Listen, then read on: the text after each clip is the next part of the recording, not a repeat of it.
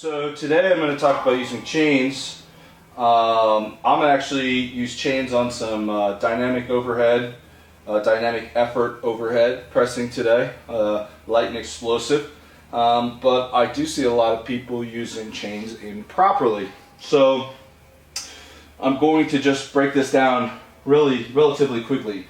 The idea of chains isn't just to hang chains for extra weight or to have them swinging around. Of course, there may be some benefit to working that stability using instability. But really the idea of chains is to have most, if not all, of the chain deloaded on the bottom of the lift and almost all of it off at the top. So in order to do that, right, a lot of times you see people just hanging a chain, like so.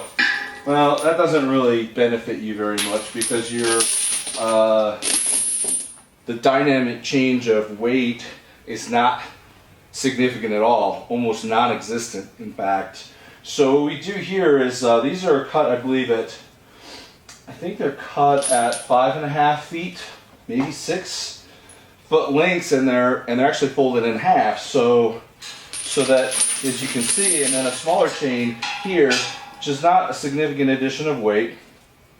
It's really just for hanging. You can hang this multiple different ways. You can use cable or whatnot. You can see it's just hanging on the end.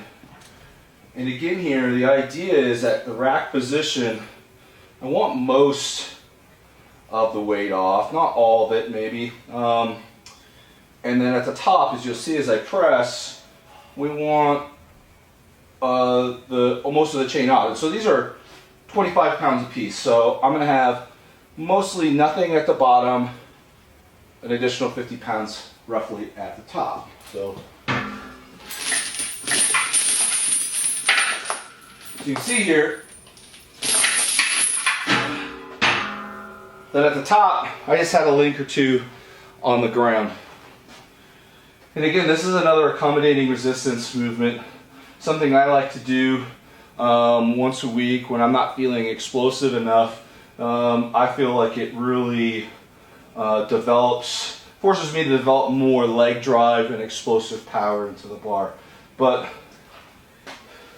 very simple. You're going to use chains, use them properly. They're not just adding weight, right? They serve a purpose, and that is a dynamic change in weight through the range of motion of your lift. We hope you enjoyed this episode, and don't forget to like, subscribe, share, and follow us on Instagram for updates. We'll catch you next time on World's Strongest Opinions.